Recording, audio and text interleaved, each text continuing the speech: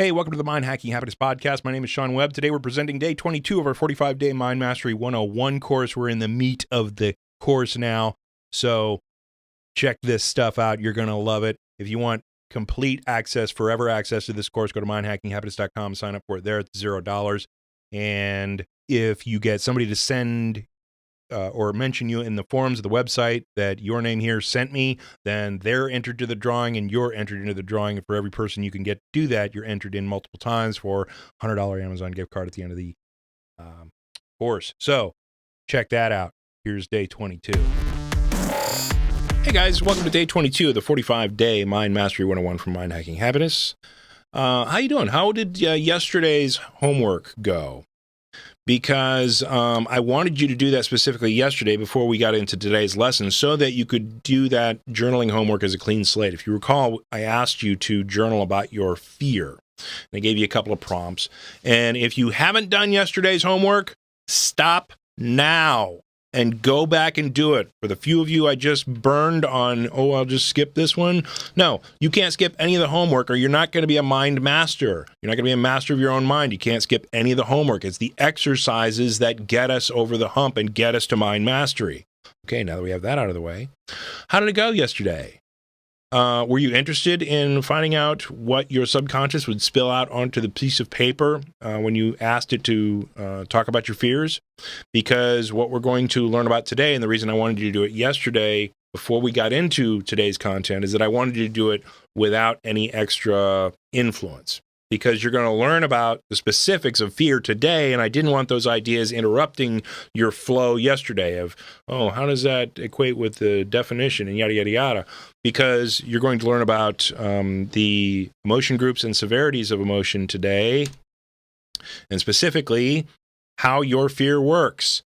And that's going to be important because as we move forward in understanding our mind, right, we have the equation of emotion. We can look at our expectation and preference versus the perception and see how they create a positive emotion when they're balanced and a negative emotion when they're imbalanced and no emotion when one or the other doesn't exist, right? So it's pretty clear indicator that our equation of emotion explains how the basic operation of our nervous system. But when we start to be able to see the individual emotions as they arise and specifically understand what the conditions are and the severity levels and how those come into play, that gives us a better clarity of what's going on in our mind and gives us a better idea of how exactly to take control of what's going on. And it moves us from compulsion to choice, basically. It moves us from a position of being controlled by our mind to having a choice of whether or not to allow certain emotional responses to arise at all, which is super powerful as you move forward into higher levels of mind mastery, because at the point you can completely sidestep fear like a kung fu master, right? Sidesteps an opponent without having to exert much effort at all. You save the energy associated with dealing with the fear to be able to attack or address the solution to the problem that is arising before you without having to deal with the fear itself, because you haven't let it come to fruition, because it's not going to be useful for you. Now, sometimes emotions are useful for us and we want to be able to use them. And that's the choice component that we're talking about. You can choose to have anger arise and use it as a catalyst to drive your defending of your child or whatever the situation is, defending of yourself in a certain situation, right?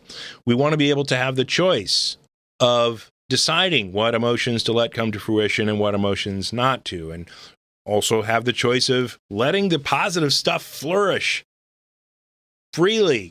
Let the happiness arise about the great report card or the attaboy that you got because of the project at work or whatever it is, right? We want to be able to choose what brain processes and mind processes to let flourish and what processes that aren't going to be useful for us to sidestep or not even allow to come to fruition, which at higher levels of mastery, you're going to be amazed at how well you can control your mind into actually making that occur. So, in learning about the granularity of our emotions and how each individual emotion group works, we're going to have a better understanding of how we can do that moving into the future. So, if you remember yesterday, we talked about The basic equation of emotion certainly does explain every emotion that you ever had and ever will have, but there are certain conditions that help determine which specific emotion is activated in your mind, such as whether this situation calls for fear group. Should fear be generated here, or is it anger, or is it sadness, or worry, or regret, or joy, or ecstatic, ecstasy, that type of thing? What is the reaction that we want to generate here? Well, your mind has special rules that it uses to make that decision and give you the emotional response that is supposed to prompt us into action. And we're going to learn a little bit about those today.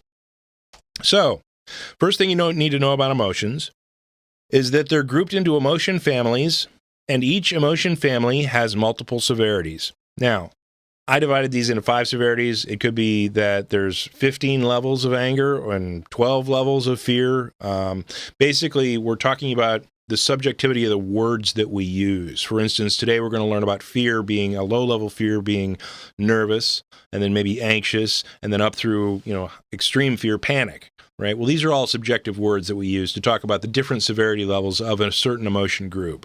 And angry at a low level is annoyed, and angry at a high level might, throw you into a rage, right? So these are simply just subjective words that we use to discuss the severity levels of the emotion groups in play. And so we need to understand that the mind congeals all at once. It says, okay, this emotion is going to be X powerful because of the things we're going to talk about today. And it's going to be anger because it meets these conditions. And boom, then huge anger explodes when whatever it is that arises. That's why it works. But when we see that, we're going to be able to understand it better.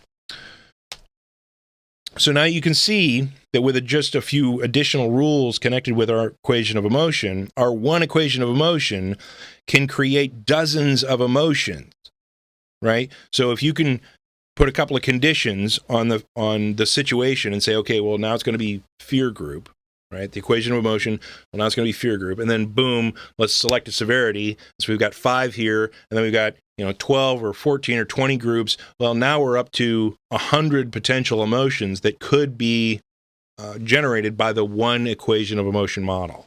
Okay, so you can see how one equation of emotion can be very complex depending on the conditions associated with whatever you're dealing with. Here's how mixed emotions work.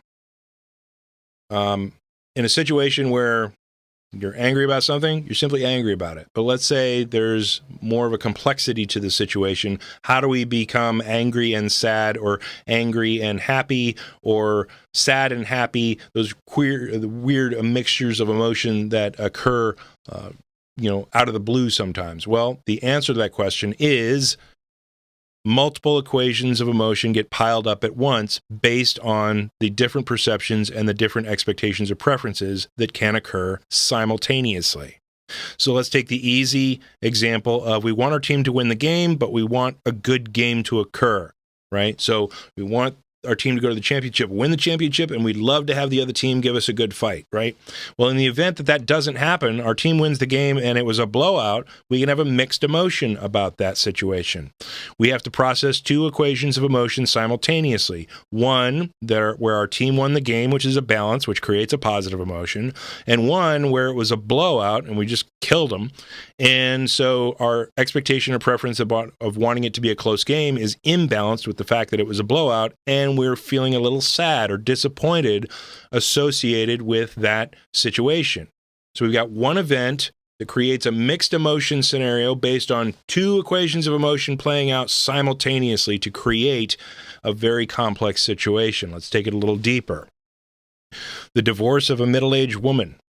Okay, so let's say she liked the idea of being married, and now she doesn't like the fact that she's not married. So we have a sadness there associated with not being with her partner anymore. She really wanted the kids not to be affected by this divorce, but the kids are being affected by this divorce, of course. So that's another imbalance, is making her sad. But maybe she was in an abusive relationship, and now, because there's no more abuse, because they're finally breaking up, she's really happy about that. she's really relieved about that situation coming to a resolution where there's not going to be any more abuse. And so her expectation or preference on that matches her perception. And so that's a mixed emotion situation where the divorce of a middle-aged woman is now explained completely with individual equations of emotion being piled up on top of each other in one scenario. Okay? So we need to understand that complexity as well can occur within our mind, that we can have more than one equation of emotion. And when sometimes we have a complex emotion, we need to dig down. Okay, what are my multiple perceptions of this? Or what are my multiple expectations or preferences of the self items on my self map that are being affected by this one event? Now, specifically, how your fear works, there's a basic definition. Fear arises when the mind believes a threat to self is present.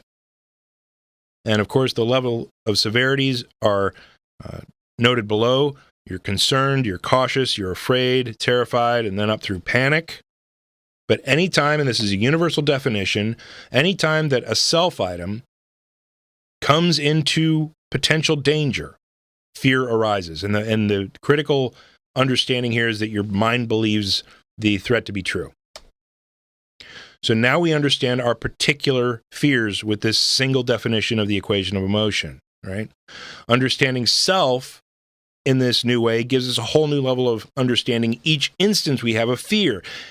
Now we understand how we can be afraid of our parents getting the bad flu and having to go to the hospital. Or now we can understand the fear of a specific friend losing their job. Or now we understand the fear of our alma mater being smeared in the news, like the Penn State folks were afraid of what was going on when Joe Paterno and his coaching staff were accused of covering up child abuse, sexual abuse in the Penn State athletics system, right? There were people who were really afraid and disappointed and had a lot of mixed emotions associated with that one thing associated with Penn State. Why? Because Penn State showed up on their self map, right? So all the individual things that you have on your self map, you now understand why individual instances of fear associated with that one item can occur, because the expectation or preference associated with your self items is written into half of the equation of emotion. So then you have a perception that this thing might be a threat. Boom, fear exists as a result. Okay? He explains how we can have fear about our politics, fear about our job, fear about our body, of course, etc. Basically, it says, if there is a threat to anything on the self map, fear arises. So your homework for today is to review your journaling exercise from yesterday and to look at what is the EP for every instance of fear that you identified in your journaling exercise, and what is the P for every instance of fear identified in your journaling exercise. Now you know the basic definition of fear, and it's not very complex, right? It's just that your mind believes that there's a threat to something on your self map. So the perception is there's a threat to something on your self map, and the self map then, of course, is yourself, and the EP is that it be held at status quo or better. So when these things imbalance, boom, fear. I want you to go back through your journaling exercise, and I want you to identify the individual self items associated with each of those fears that you outlined, and the perception that could be arising talking about each one of those fears. And if you identify any new self map items, put them into your self worksheet, and ask yourself if you can have a different perception associated with each one of those. Okay? It's that simple. And some of the other definitions of emotion will be that simple as well. And we will journal about those before we learn what those are as well. But we'll dig a little deeper into fear tomorrow. Hope things are well for you. Talk to you soon.